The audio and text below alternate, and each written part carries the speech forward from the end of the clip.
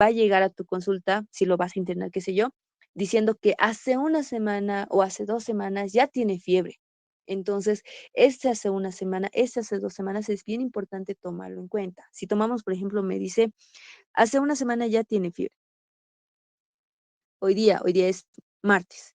Entonces, yo lo interno hoy día y durante su estancia hospitalaria, una semana o 2 semanas, sigue con fiebre durante su estancia hospitalaria, tomando en cuenta lo cual no estaba internado, sumo todo esto, ya son 3 semanas que el paciente tiene fiebre, y eso sí se toma en cuenta para decir, todavía no sabemos la causa de la fiebre, ¿no? Porque está mucho tiempo, estamos tratando solo el síntoma, pero no así la causa.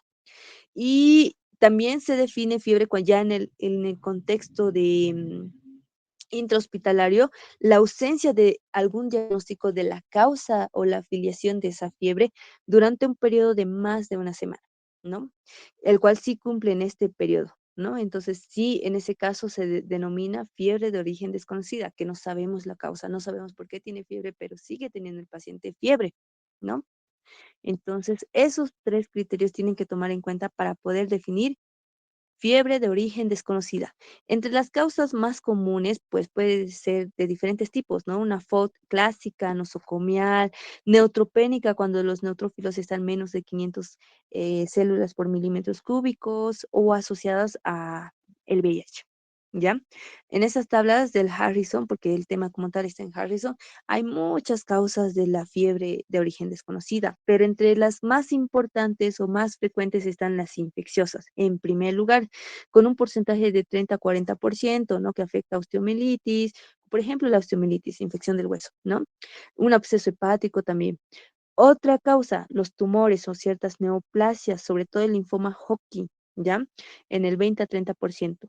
Y también las colagenopatías, como el lupus eritematoso sistémico, y demás, ¿no? En un 10 a 15%. Acuérdense, infecciosas es más, luego sigue tumores y por último colagenopatías, ¿no? Y aquí en estas tablas pueden ver múltiples causas de fiebre de origen desconocida, pero son muchísimas. Esto es clave, ¿ya? ¿Qué más? Causas de fiebre recurrente. Hemos visto, ¿no ve? ¿Cuáles son? Pues las que les mencioné no son las únicas, hay demasiadas, pero las que están en las curvas térmicas, lo que está en verdecito es lo que tienen que acordarse, porque realmente para fiebre recurrente hay demasiadas causas, como ven en esta tabla, ¿ya? Em, ¿Qué más? Ese era un caso clínico. ¿Qué más para aquí, para fiebre de origen desconocida? Nada más, esto, esto es para PEDI. ¿Ya? Hasta ahí es lo que tienen que saber. Todo lo que hemos recalcado, puntos claves, eso es bien importante para su examen de mañana. ¿Ya? Hasta aquí de fiebre tienen alguna duda, pregunta, lo demás lo pueden encontrar en las diapositivas. Si tienen alguna duda o no entienden mis abreviaciones, me escriben. ¿Ya? Quiero pasar a esto. Listo. ¿Hasta aquí tienen preguntas, chicos?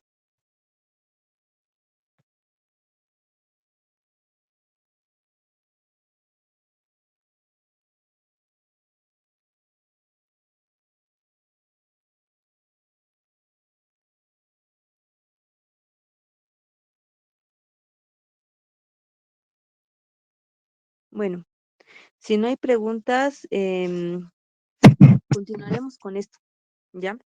Pero en el contexto de fiebre. Como la anterior clase hemos visto ácido base y lo hemos repasado esto en el contexto de ácido base, lo mismo, pero ya en el contexto de fiebre, ¿ya? Entonces veremos preguntas solo de fiebre, por ejemplo aquí, ¿no? Esta diapositiva. Ya, dice aquí, excepto uno, todos son mecanismos de termogénesis, menos uno. Para eso hay que repasar esta diapositiva, ¿ya? Dentro de la fisiología de la regulación de la temperatura, pues tenemos dos mecanismos, ¿no? Esto es central, a ver, esto es central y esto es periférico. La fiebre se afecta aquí, la hipertermia se afecta en los mecanismos de termogénesis y termólisis, ¿no? Esto. Entonces, la pregunta dice termogénesis. ¿En qué consiste este mecanismo de termogénesis? Pues en la afectación del metabolismo basal, en la oxidación de nutrientes y también depende de la actividad muscular. Sin embargo, la termólisis como tal depende de la temperatura ambiente, ¿no? Que puede ser por radiación esta temperatura ambiente es el 80%. ¿Por qué? Puede ser por radiación en el 60%, por la exposición en el 15% y también por la convección en el 5%. También esta termólisis mediante la liberación de calor como tal, pues porque esta es la generación y esto es cómo lo libera. ¿Cómo lo va a liberar? Por la circulación sanguínea, ¿no? También por la perspiración o la sudoración mediante las pérdidas insensibles a través del sudor y la respiración. ¿Se acuerdan que estas pérdidas insensibles eran 10 ml por kilogramo de peso, 700 ml aproximadamente? Pero dentro de este fenómeno de liberación de termólisis es el 20%, ¿ya? Por eso dice mecanismos de termogénesis productoras de calor, mecanismos de termólisis eliminadoras o liberación, ¿no? De calor. Y el centro termorregulador que sabemos que está en el hipotálamo anterior, ¿ya? Lo que dice aquí, excepto una, todos son mecanismos de termogénesis. ¿Cuáles son? Tal cual como están en sus diapositivas. Esta es una diapositiva del doctor Cabrera. Él siempre da este tema, ¿no? Dice metabolismo basal. Evidentemente, como hay producción de calor, ¿cómo va a ser el metabolismo basal? Incrementado, ¿no? ¿En qué patología podemos ver ese metabolismo basal incrementado, por lo cual disminuyen de peso fatal? Los pacientes con hipertiroidismo, ¿no? Por eso son pacientes delgados, a diferencia de los pacientes con hipotiroidismo, que son pues más robustos, obesos inclusive, ¿no? Otro. La actividad metabólica mediante la actividad muscular evidentemente está incrementada igual, ¿no? Otros mecanismos por los cuales se producen calor, las convulsiones, porque son movimientos tónico-clónicos que van a causar producción de calor, ¿no? Oxidación de nutrientes igual, todo sí coincide con esto, pero el cual no coincide porque no es un mecanismo de termogénesis, sino un mecanismo de termólisis es la circulación sanguínea, porque mediante la circulación sanguínea se va a liberar, no producir calor, se libera el calor. ¿Mediante qué? La vasodilatación, ¿no? Entonces, aquí igual les explica mecanismos por los cuales el hipertiroidismo, la actividad muscular, la termogénesis, las convulsiones son mecanismos de termogénesis, ¿ya? Es lógico. Tienen que razonar, porque tal cual como está aquí, no les van a preguntar cómo está aquí, ¿no?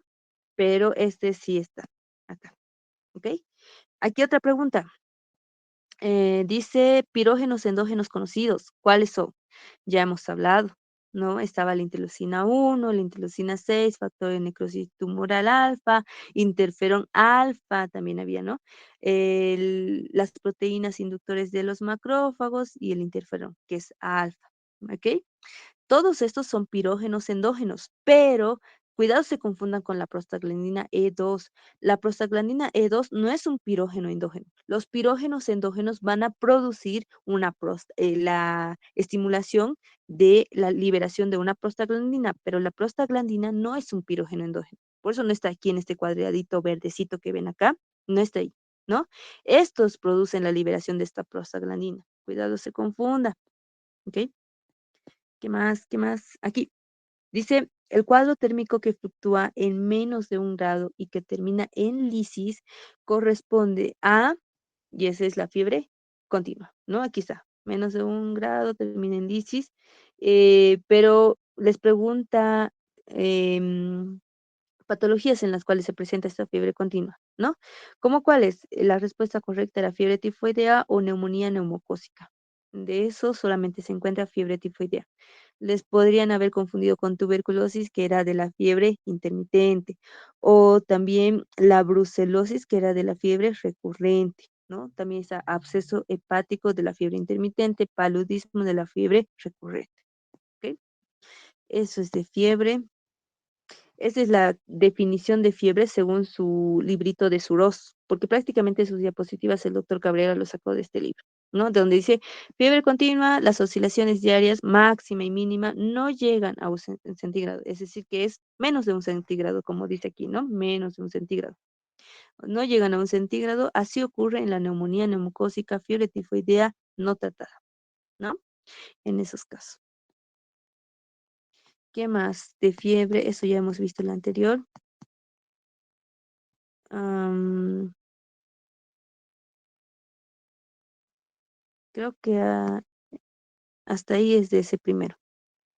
De aquí, am, esto,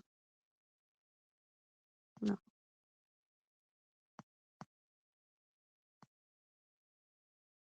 aquí.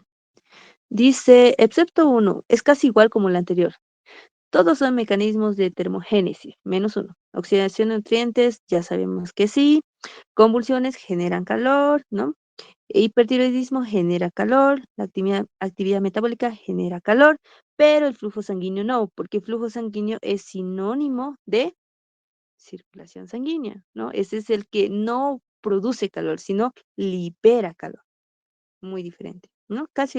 Prácticamente es la misma pregunta que hemos visto hace rato. ¿Qué más? ¿Qué más? ¿Qué más? De la reposición de ampollas igual. Por ejemplo, de lo que hemos visto en acidosis, ¿se acuerdan que había ciertos criterios para reponer las ampollas de bicarbonato de sodio en un paciente con acidosis metabólica, ¿no?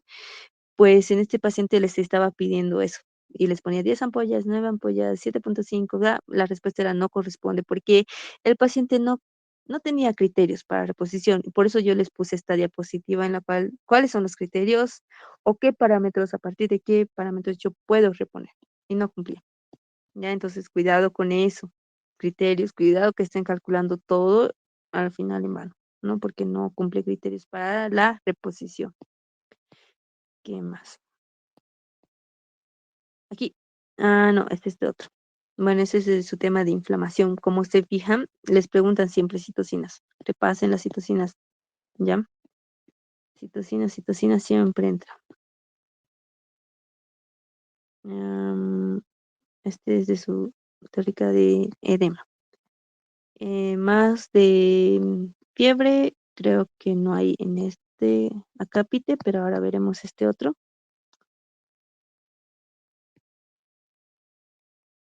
Infección. Bueno, prácticamente es lo que hemos hablado hoy día. Y dentro del tema shock, apréndanse los patrones hemodinámicos de cada tipo de shock, porque como verán, eso es bien importante. Tres parámetros en sí, ¿no? Como está el gasto cardíaco, la resistencia vascular sistémica total y también ver la PVC o presión venosa central, ¿ya? Con esto, obviamente la PAM en la mayoría de en todos en sí está bajo, ¿no? Aquí fíjense otras preguntas de fiebre. Dice, es característico de la fiebre recurrente, ¿no? La que aparecía cada tercer o cuarto día. ¿Cuál? Absceso hepático. Absceso hepático no es de recurrente, es de intermitente. Nada que ver, ¿no? Endocarditis, como es un proceso infeccioso, tampoco, nada que ver. Ovulación, no, ninguno no. La respuesta correcta era C, paludismo, fiebre recurrente, ¿ya? ¿Y cómo se define la fiebre recurrente según su ROS? Caracterizada por alteración de periodos de fiebre continua con meseta, ¿no? Fíjense, esto se asemeja a esto, pero tiene mesetas, ¿no? Porque vuelve a bajar con meseta que duran 2 a 5 o más días seguidos de una fase de remisión apirética que persiste otros tantos o aún más días. Se observa en las llamadas fiebres recurrentes como la española africana, sodoco o las meningococemias crónicas, ¿no? O para nuestro medio, para nosotros que vivimos aquí en Latinoamérica, en la malaria o paludismo. ¿Ok? ¿Qué más? Aquí dice, excepto uno, todos son mecanismos de termogénesis. ¿Cuáles? No es. Es decir, que todos estos mecanismos producen generación de calor, ¿no? Feocromocitoma, como ustedes saben, era un tumor de la glándula suprarrenal, específicamente de la médula suprarrenal, en el cual hay liberación de catecolaminas, como adrenalina, noradrenalina y demás, ¿no? Entonces, ¿esos qué van a hacer? Van a generar calor, ¿ya? Mediante vasoconstricción y demás. Las convulsiones igual generan calor, el hipertiroidismo genera calor, el ejercicio genera calor. Sin embargo, la esclerodermia no genera calor, porque como hay un engrosamiento de la piel no se va a generar calor, ¿no? Y tampoco va a haber liberación de calor, ¿ya? Esta es la que no corresponde para el mecanismo de generación de calor, sino este es lo contrario, ¿no? ¿Qué más? Aquí, la fiebre de origen desconocida se caracteriza por todo menos uno. Dice, ¿tiene fiebre más de 3 semanas? Sí. Temperatura está a 38 grados centígrados, inclusive 38,3, ¿no? Sin diagnóstico, más de una semana de internación, hospitalizados, sí. Se da en pacientes neutropénicos porque había la clásica nosocomial, la neutropénica, en el cual había menos de 500 leucos, neutrófilos específicamente, ¿no ven? Sí. ¿No tiene ritmo circadiano? Eso pregunta. Como sabemos, fiebre era diferente a hipertermia. No estamos hablando de hipertermia de origen desconocida, sino de fiebre de origen desconocida. Y como sabemos, la fiebre sigue un ritmo circadiano. En este grupito, por eso les puse aquí, está la fiebre de origen desconocida, que tiene 3 criterios diagnósticos según Petersburg, ¿no? En el cual la fiebre pues sigue un ritmo circadiano. Y aquí dice, no tiene, el que no tiene un ritmo circadiano, ¿quién es? La hipertermia. ¿No ve? Entonces la respuesta que no corresponde, porque aquí dice excepto, es la C. ¿Ok? Tienen que analizarlo. ¿Qué más? En este creo que hasta ahí nomás es fiebre. Desde tiempos memorables siempre lo ha dado la teórica de fiebre el doctor Cabrera. Nunca he visto que haya dado otro docente, la verdad. Entonces es muy probable que esas preguntas que vieron ahí, pues va a entrar, ¿no? Ese es de otro año y lo mismo, ¿no? Dice fiebre recurrente, inclusive la misma pregunta. Paludismo recurrente, aparece 3 días o 4 días y desaparece y luego vuelve a aparecer, ¿ok? Aquí de la esclerodermia les volvieron a preguntar, ¿no? Todos son mecanismos de termogénesis, menos uno. Como si toma produce calor, convulsiones produce calor, hipertiroidismo produce calor, el ejercicio igual. Pero ¿cuál no? La esclerodermia, ¿ok? Algo aquí que es diferente, ¿no? Dice, excepto uno, todos son funciones positivas de la fiebre, menos uno. ¿Cuáles son funciones positivas de la fiebre? Y por eso yo les ponía esta diapositiva de aquí, porque la fiebre tiene funciones positivas o un valor positivo y también valor negativo o funciones negativas, ¿ya? Aquí fíjense esto de aquí, esto. Primero, funciones positivas, lo voy a poner esto en amarillo, porque esto preguntaron. ¿Cuáles son? Ser bacteriostático, estimula el sistema inmunitario y también acorta la duración de la enfermedad. No, porque la fiebre es como la inflamación, pues es parte de la inflamación, es un mecanismo de defensa, ¿ok? ¿Cuáles son las funciones negativas o el valor negativo? Puede agravar otras enfermedades, ¿no? Tiene riesgo de convulsiones, sobre todo cuando está llegando una hiperpirexia, por eso es importante tratarla para evitar convulsiones, y esto es más frecuente en los niños. Agrava la insuficiencia cardíaca o pulmonar debido a que la fiebre puede aumentar la demanda de oxígeno, ¿no? Y aumenta el gasto cardíaco. Por tanto, en la insuficiencia cardíaca, que puede ser de bajo gasto o alto gasto, empeora, ¿no? Alteraciones del estado mental en pacientes con demencia. La fiebre muy elevada produce daño en el sistema nervioso central y cuando es prolongada lleva a la consunción, o sea, un adelgazamiento y pérdida muscular muy importante, ¿no? Aquí la pregunta es, ¿cuál no corresponde? Todas son funciones positivas. ¿Es bacteriostático? Sí, ¿no? ¿Estimula el sistema inmune? También sí, ¿ya? Esta diapositiva que ven aquí no es mía, está aquí. Y les puse el link y demás. ¿Acorta la duración de la enfermedad? Hemos dicho, sí, es tal cual de este slide, ¿ya? Se relaciona con la liberación, a ver, la fiebre, todos son positivas. Se correlaciona con la liberación de prostaglandina factor de necrosis tumoral 1, 6. Esto por la fisiopatología sabemos que sí, ¿no ven? Pero aquí dice, agrava la insuficiencia cardíaca. Este no es una función positiva, esta es una función, como hemos visto aquí, está en cuadradito rojo, función negativa. Acuérdense esta tabla, ¿ya? Por ahí nomás les pregunto. ¿Qué más? ¿Qué más? Aquí otra vez de fiebre de origen desconocida, pero otra pregunta, ¿no? La FOC o fiebre de origen desconocida se caracteriza por todo menos una. ¿Cuál? Fiebre, aquí, primera temperatura más de 38 o 38,3. Signo diagnóstico más de una semana y hospitalizado. Neutropénicos menos de 500. Hay ritmo circadiano, en el otro pusieron no, pero aquí pusimos hay, entonces es correcto. ¿Cuál no es correcto cuando la fiebre es más de una semana? ¿No? Porque la fiebre es más de 3 semanas. Más de 3 semanas. Cuando es más de una semana es cuando el paciente está hospitalizado o internado, pero aquí está mal porque este es 3 y aquí está, ¿no? Eso sí. ¿Qué más? Am, eso con respecto a la fiebre. Prácticamente todos redundan en las mismas preguntas, ¿no? ¿Hasta aquí tienen preguntas?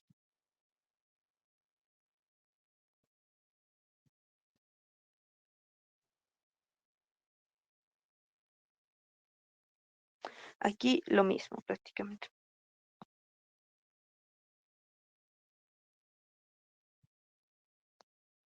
Ya. Bueno, chicos, si no tienen preguntas,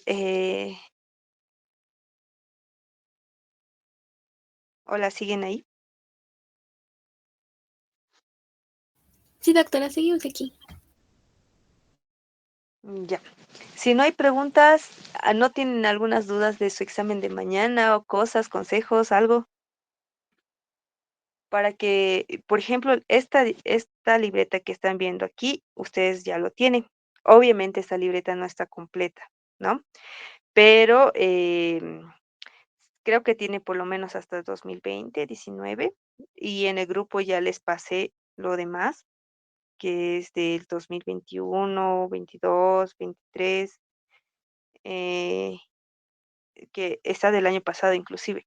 Repasen eso porque en fisiopatología algunas cosas se repiten. Bueno, la mayoría. No todo, obviamente, ¿no? Pero si no te preguntan de la misma manera, va como en esa dirección, es como cambian las preguntas, ¿no? Cambian la manera en la cual lo ordena. Pero es prácticamente lo mismo y es todo lo que se ha avanzado, todo lo que hemos visto y siempre hemos recalcado y repasado y demás, ¿ya? De como no hemos avanzado de manera profunda el tema de shock, lo único que tienen que repasar, como ya mañana es su examen, es estos, los patrones hemodinámicos. Esos patrones son lo que les van a preguntar. Con los patrones hemodinámicos y nada más, eso es todo. Repasen eso, citocinas, repasen y ya me avisan cómo les va en su examen. Espero que les vaya bien. Acuérdense las formulitas, igual las reposiciones, ¿no? ¿Se acuerdan que les he dado una tablita para poder esto de aquí? ¿Cuál es la compensación esperada? Igual para calcular sus casos y demás, ¿ya? Este de aquí es la completa, ¿no? Entonces, algo que me estaban comentando es que el doctor Cabrera ha dado este año, ¿no? Valores exactos para poder compensar. 1,25 está bien, 0,75 está bien. Uno, esto lo están redondeando a 4, este es 2 y este es 4, ¿ya? Entonces, eso, y prácticamente si lo sacan con esto, porque así está en el libro, no va a variar, ¿ok? Se los voy a pasar esa tablita que me han pasado, que dice que eso va a usar. Pero no lo creo en realidad porque estas preguntas de ácido base siempre lo da el doctor Hinojosa y él tiene sus propios valores, las cuales son las que les di en las clases y que están en el libro, igual, en su libro de él. ¿Qué más? Nada más. Bueno, repasen chicos, yo sé que quieren seguramente ir a leer y demás, ¿ya? Que les vaya bien. Y si tienen dudas, me escriben, ¿ok? Chao chicos. Muchas gracias, doctora. Hasta luego.